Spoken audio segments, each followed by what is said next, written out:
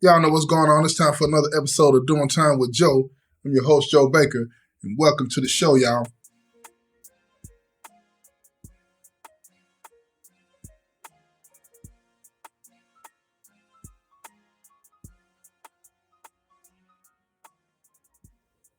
Today I'm going to tell you a story about maximum security, right? And that's where you go. Maximum security, just for those of you that don't know, I don't know, you're probably watching and seeing it on TV, but maximum security is where you go when you're getting in trouble. That's where the worst of the worst is housed. And usually you go to max for being violent or causing problems, especially gang members, gang leaders.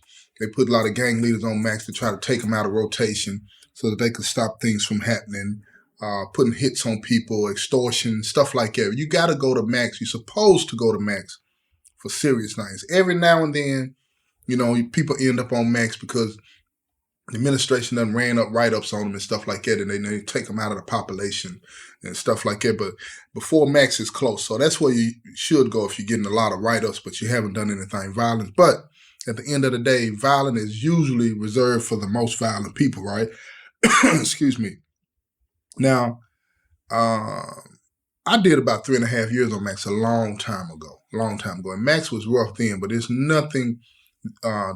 Today, the way they got max, it don't even compare. What I went through don't even compare to what they go through today on max, right? But even still being on max, things happen. Things happen, man. I'm telling you. Like in the mid 2000s, I had a couple of partners on max that told me about the story that I'm about to tell you. You know what I'm saying? And it's one of those stories that is hard to believe because if you're not in here, you don't know what's going on, right? But one of the things that happens on max that a lot of people are not familiar with out in the free water, and there's no reason for you to even be aware of it, it's called fishing, right? And fishing is a way that we communicate on max, right? This has been going on before I got to prison. And the reason we do fishing is because we're not allowed to pass notes. And then when you can talk on the vent, you have to be right next to the person or above or below the person that you're trying to talk to.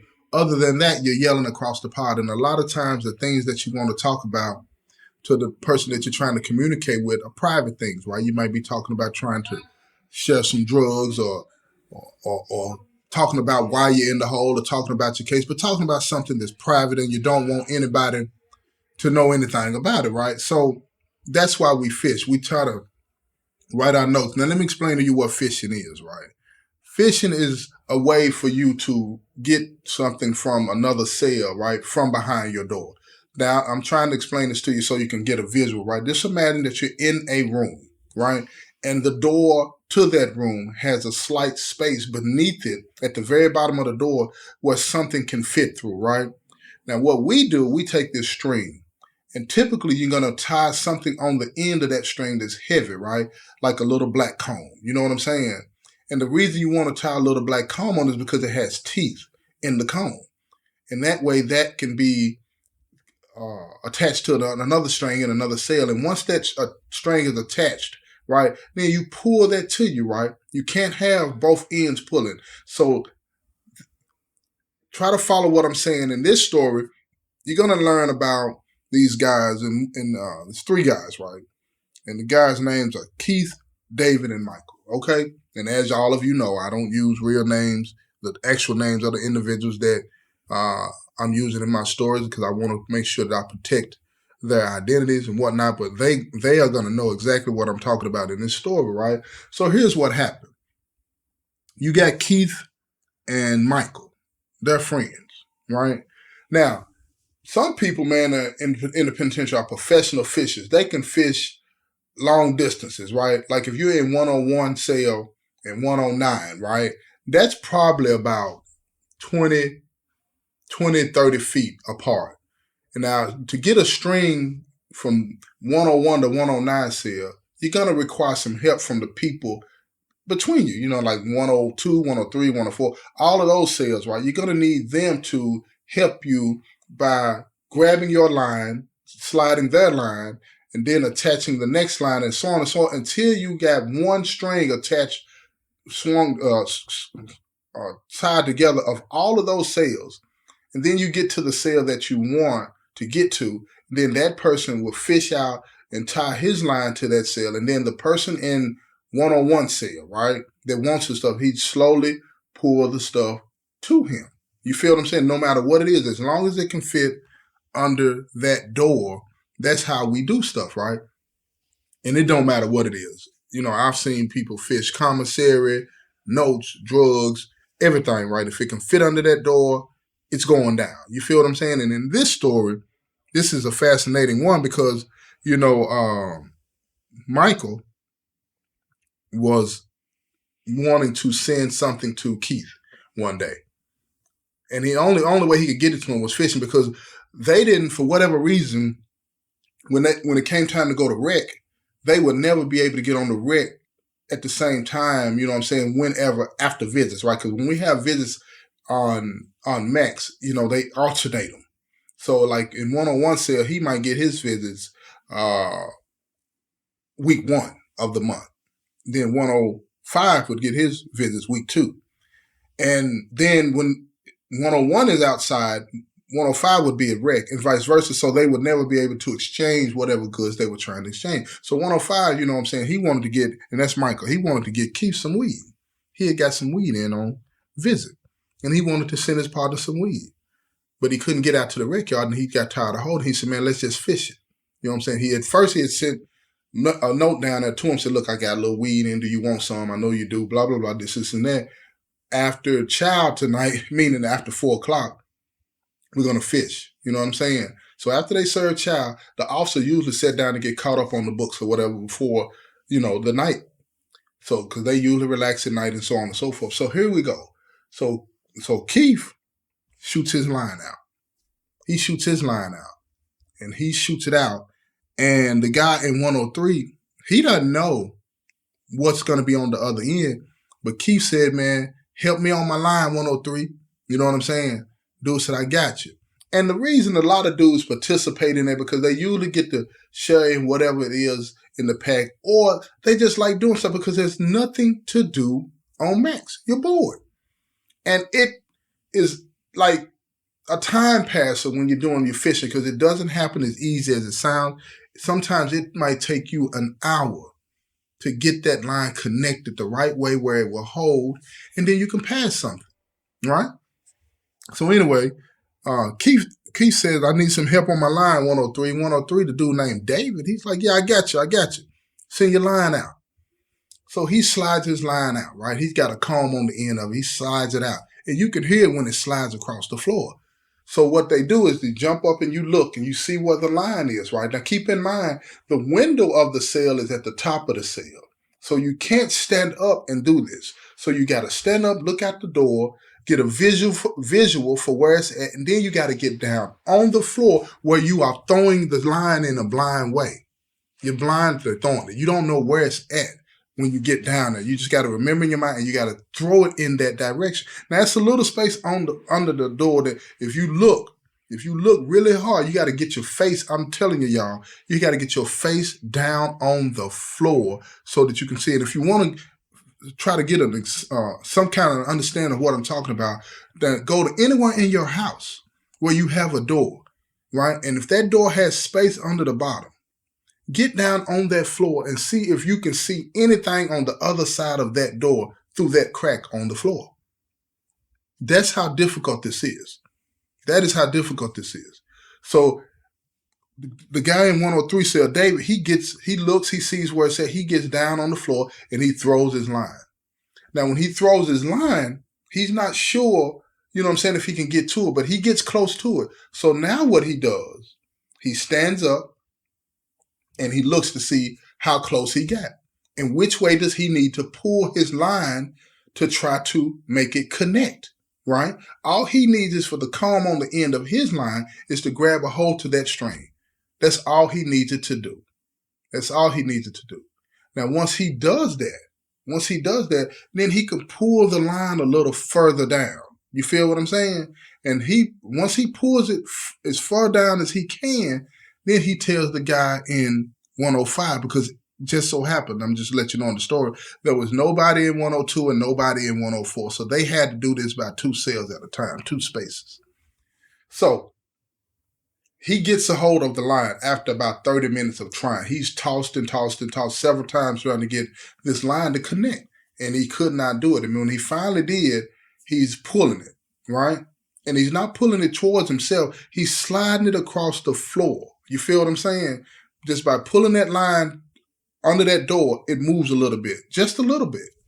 So now the guy in 105 cell, Michael throws his line. And when he throws his line out of 105, he's throwing it back towards 103. You follow what I'm saying? Now, when he throws it back towards 103, he has to do the same thing that Keith and David did. He has to get up and look out the door to see where it's at so he can attach his comb on the end of his string to the main line. And after he finally gets it, he lets him know, I got it. So once it's attached, now keep in mind, the guy in the middle cell, David, he has to let go. He has to let go. He cannot be trying to pull on that line because he could mess up the whole thing. You feel what I'm saying? The line has to be pulled now all the way from 105 back to 101. It's one line now. It's all connected. And you got to pull it real slow. You can't jerk it because you risk the possibility of it coming loose. Now keep in mind, on the other end, on the last end, coming from Michael, is some weed that's attached to the string. It's a packet attached to the string. He's flattening it out. It is flat. And if you see it, it'll look like just a flat piece of paper, but it's got some weed in it. So he's pulling the line. And he's pulling the line, right? So as Keith is pulling the line, it's coming. It's coming. Now, when it gets to 103 said it just passed the door. He letting Keith know everything is good. Now, as he's pulling it in, he gets his line in first. And he takes the comb off of his. Now he's basically got the line that the dude in 103 had, David. Now he's pulling that towards him, right? And as he's pulling that towards him, the whole line is coming. The whole line is coming. So now he finally gets the line all the way in, and he's got the weed. He tells the dude in 103, man, appreciate you, man. And then he'd holler down at Michael, I got that. Right? So he's chilling. He laying in the room, he blazing up. Because when, back then, we always had ways of lighting stuff. You could light your cigarettes or whatever by sticking a pencil, the lead of a pencil in the outlet, and then it'll cause a spark, and then you light it like that, right? So he's in the room, he's smoking. Now the dude in 103, he smells it. He said, man, that's what y'all got going on? Man, mess with me. Mess with me. So the dude is getting a little upset because ain't nobody talking now. When they needed his help, they were chilling. It was all good. Now that everybody's got what they want, you know what I'm saying? Keith's got what he want. Michael doesn't mess with his partner. They ain't saying nothing. But they wasn't ignoring it. But what it was, like my partner told me, Keith, my partner, he said, man, they were just high. They were laid back chilling, man. And they didn't want to be yelling back and forth and get the police involved, right? Because when you on max, right, and you fire up a joint, it ain't no hiding it. You running the risk, you know what I'm saying? So you can't lay back in the bed and be smoking and just blowing up in the air, just enjoying yourself. You got to smoke that thing real fast and put the rest of it up because they're going to come door to door looking. So when they come door to door, you got to be laying in your bed looking at your TV, flipping the TV like you ain't doing nothing, man. You feel what I'm saying? And then you got to make sure you got powders in the air, trying to make sure if they open the flap or open the door, that they can't smell anything for sure, because the weed smell is going to travel through the vent. So you can't really identify what cell is coming out of. So you can't just mess up everybody. You can't get everybody. You got to pinpoint, right? So anyway, dude in 103 cell is pissed. So he already plotting. The next time that they need something passed, he going to pull it into him first. And then he going to see what's what. So like I said, this is in the mid-2000s, right? And at this time, guess what, y'all? They got phones. And that flap, that part under the door, I said the flap, but I'm talking about the bottom part of the door. The bottom part of the door, it's just enough room under that door to get a smartphone. Yeah, to get a smartphone, which they didn't have too many smartphones going on there, but they had some, and they were very expensive. But back then, you mainly would get a flip or a juke phone. And that phone could fit under that door. That phone could fit under that door. Now check this out. Now, dude Keith, my partner, is in 101 cell. And Michael needs to use the phone. And they've been trying for a couple of weeks to get out on that rec yard together so he could pass him that phone, right? Because you got to be careful when you pass a phone in here. You know what I'm saying? So, because here's the thing, you can't pass the charger too. And I know some of y'all are wondering, how in the world would you get a phone on Max? Ain't but one way. They bought it. You know what I'm saying? Usually, like, you might have a phone in the pod that's been in the pod for a long time, and it's been passed around and sold several different times. You know, when somebody's getting out of off Max or whatever. Because when somebody's going to Max, right, you get stripped. Let me tell you this part of the story real quick before I get back to what really went down. When you go to Max, you get stripped down bucket naked. You feel what I'm saying? But usually after you get stripped down bucket naked, they take you on in the cell. A lot of guys keister the phones and take them to Max with them. You feel what I'm saying? Back in the day, that's just what it was. They might tell you something other than that, but most of the time, that's what it was. Now, every now and then, on rare occasions, you might be able to get an officer to bring your phone on Max. But most of the time, somebody that's on the compound is keistering that phone and they bring it to Max. Or in certain situations back in the day, they would allow an inmate advisor, right? That's meaning the lawyer on the compound, to go to the back to visit with somebody on Max or somebody that's doing hold time. And then they would take them the phone like that, right? And they'd get it like that. And they get it past the officer. You feel what I'm saying? That's just what it was. It ain't no 100% on nothing, security or nothing. Slippers count, and that's how you get stuff back there. That's just as simple as that, right? So, and there's quite a few other ways, and I'll do a story about that, you know, how you get stuff back on Max. But anyway, they had this phone back there. And that phone could fit under the door. Now, Michael needs to use the phone. It's important. They've been trying to get it to him. You know, Keith been trying to get it to him for the last couple of weeks, and he cannot get it to him. He said, look, why don't we just fish it and get it down there? Now, keep in mind, you know, David's still pissed at him. They don't know that he's pissed. You know what I'm saying? But he's pissed. He's like, man, these dudes using me to get stuff and ain't nobody breaking bread. So now he want his lick back. So when Keith and Michael get ready to do the flip, you know what I'm saying? Now keep in mind, it don't matter which one on the receiving end. It don't matter which one puts the line out first, whether it be Michael or Keith. It's just depending on who's it going to. That's going to be the last person pulling the line. So Michael puts his line out. Michael, don't forget, is in 105. He puts it out. He tell dude in 103, I need some help with the line. Dude like, yeah, I got you. So they fish out. And after a while, they connect their lines. And then the dude in 103, he pushes his line towards Keith in 101. And Keith connects the line, you know what I'm saying? But on the end of the line, on the end of Keith's line, he tied a phone. Now, dude don't know what it is in 103. He don't know what it is. You feel what I'm saying? He's hoping that it's some weed, but he don't know what it is. Now, let me tell you something else. The phone is open, meaning there ain't no security lock on it. You feel? And it's got a full charge on it. So he could probably ride for an hour or two on that thing before he has to send it back. And Keith can't send the charger with it because it's a little too big. You feel what I'm saying? So here we go. So Keith ties the phone on there.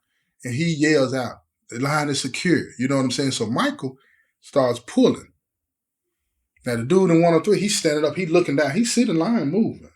Now, when he see the pack on the end, he think it's weed. He's hoping it's weed. He says, that's kind of fat. It ain't as flat as you would think it would be if it's some weed. So he's looking at it. And before it gets to him, he recognizes, oh, this ain't no weed. It's something else. So he starts to pull on his line that he has in the room. Now, you can't have two people tugging on the line at the same time because it might come loose.